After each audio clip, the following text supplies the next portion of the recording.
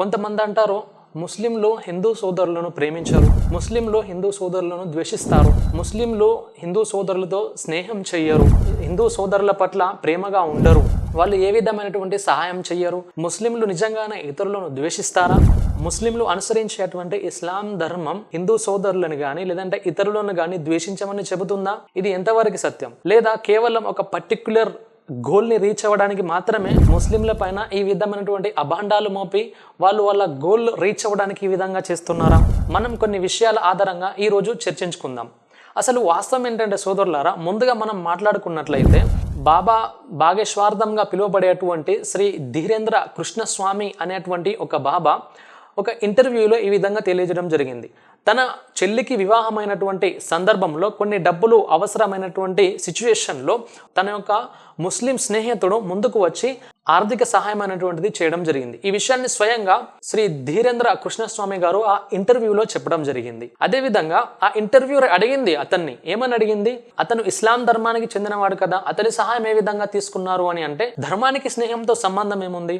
నాకు సహాయం అవసరం ఉంది, అతను నాకు సహాయం చేశాడు, అతను నా స్నేహితుడు, ఇక్కడ ధర్మం అనేటువంటి విషయం కాదు కదా, ధర్మానికి స్నేహంతో సంబంధం ఏముంది అని అతను జవాబు చెప్పడం జరిగింది. అంటే ఇక్కడ మనకు అర్థమవుతుంది, అతడు ఒక హిందూ బాబా అయినప్పటికీ ఒక ముస్లిం స్నేహితుడు తనకి సహాయం చేసినప్పుడు అతను నిరాకరించలేదు, అతను సహాయం చేశాడు, ఇతడు సహాయం తీసుకున్నాడు. అంతేకాదు మరో విషయాన్ని మీరు అర్థం చేసుకోండి, ఈవెన్ ముస్లింలు కొన్ని సందర్భాలలో తమ ప్రాణాలకు తెగించి కూడా హిందూ సోదరులకి సహాయం చేయడానికి ముందుకు వచ్చారు. మీరు గతంలో పరిశీలించినట్లయితే అనేక రకాల విపత్తులు మన దేశంలో జరిగినప్పుడు కూడా ముస్లిం సోదరులు తమ ప్రాణాలు పణంగా పెట్టి కాపాడినటువంటి వార్తలు ఎన్నో వినిపించాయి మనకి. మన భారతీయ జనతా పార్టీ నాయకురాలైనటువంటి ఫార్మర్ ఎక్స్టర్నల్ మినిస్టర్ అయినటువంటి శ్రీ సుష్మా స్వరాజ్ గారికి ఎయిమ్స్ హాస్పిటల్లో డిసెంబర్ 10, 2016 కిడ్నీ ట్రాన్స్ప్లాంట్ జరిగింది. అప్పుడు ఆమెకు కిడ్నీ అవసరమైంది. అప్పుడు ముస్లింలు ఆమెకు కిడ్నీ ఆఫర్ చేశారు, డొనేట్ చేయడానికి ముందుకు వచ్చారు. అప్పుడు వాళ్ళు ఆలోచించలేదు, ఆమెకి కిడ్నీ డొనేట్ చేయడానికి ముందుకు వచ్చారు. ఈ విషయాన్ని స్వయంగా శ్రీ సుష్మా స్వరాజ్ గారు ఆమె ఎక్స్ అకౌంట్లో కూడా ఆ ముగ్గురి ముస్లిం వ్యక్తులను ట్యాగ్ చేస్తూ మరి వాళ్ళకి ధన్యవాదాలు చెప్పడం జరిగింది. అందులో ఏముంది? Thank you my dear brothers, I'm sure kidney has no religious labels అని ఆమె ట్వీట్ కూడా చేయడం జరిగింది, ముస్లిం సోదరులని ట్యాగ్ చేసి. ఇప్పుడు ఈ విషయాన్ని పరిశీలించిన తర్వాత మనకి ఏమర్థమవుతుంది? ఆమె ఒక భారతీయ జనతా పార్టీని రిప్రజెంట్ చేసే అటువంటి ఒక నాయకురాలు. చాలా మంది దృష్టిలో హిందువులకి ఎక్కువగా సపోర్ట్ చేసే అటువంటి పార్టీ అని అనుకుంటారు. మరి అలాంటప్పుడు శ్రీ సుష్మా స్వరాజ్ గారికి కిడ్నీ ట్రాన్స్ప్లాంట్ అయినప్పుడు ముగ్గురు ముస్లింలు సహాయం చేయడానికి ముందుకు వచ్చారు.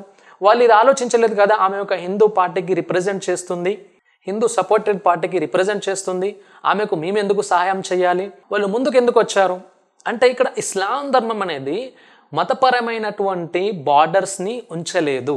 మీరు సహాయం చేయడానికి ముందుకు వెళ్ళాలని ఇస్లాం ధర్మం ప్రోత్సహిస్తుంది. అందుకని వాళ్ళు స్వయంగా తమ కిడ్నీలను సైతం ఆమెకు సాక్రిఫైస్ చేయడానికి ముందుకు వచ్చారు. ఈ విషయం అప్పుడు చాలా వైరల్ అయింది.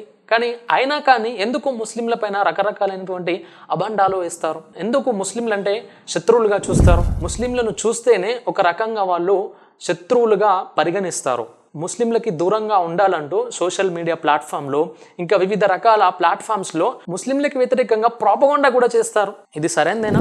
ఇంకో విషయాన్ని మీరు అబ్జర్వ్ చేసినట్లయితే 2024 ఎలక్షన్ టైంలో ప్రధానమంత్రి శ్రీ నరేంద్ర మోడీ గారు న్యూస్ 18కి ఇచ్చినటువంటి ఇంటర్వ్యూలో ముస్లింలు అంటే నాకు ఏ విధమైనటువంటి ద్వేషం లేదు, ముస్లింలు స్వయంగా నా సోదరులతో సమానం, ఈవెన్ మా ఇంటి పరిసర ప్రాంతంలో ముస్లిం సోదరులు చాలా ఉండేవాళ్ళు, వాళ్ళతో నేను కలిసి గడిపేవాడిని.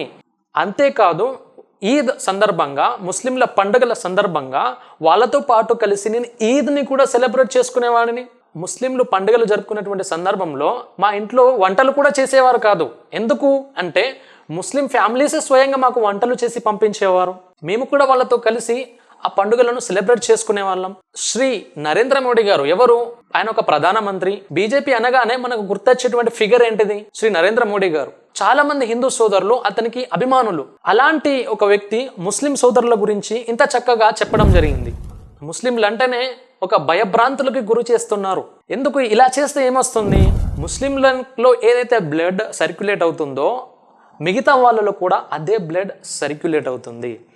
ఇస్లాం ధర్మం ఏ వ్యక్తిని కూడా, ఏ మతాన్ని కూడా, ఏ వర్గాన్ని కూడా ద్వేషించమని చెప్పదు.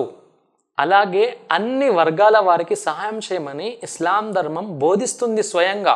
ఈ బోధనలన్నీ గుర్తుంచుకొనే సుష్మా స్వరాజ్ గారికి కిడ్నీ ఆఫర్ చేయడానికి ముందుకు వచ్చారు.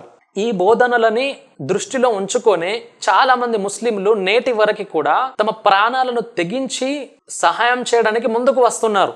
ఇంకో విషయాన్ని మీరు గుర్తుంచుకోవాలి. మన ప్రైమ్ మినిస్టర్ ఆఫ్ ఇండియా జనవరి 4న ఖ్వాజా మైనుద్దీన్ చిస్తి అజ్మీర్ దర్గాకి ఒక చాదర్ని కూడా ప్రజెంట్ చేయడం జరిగింది.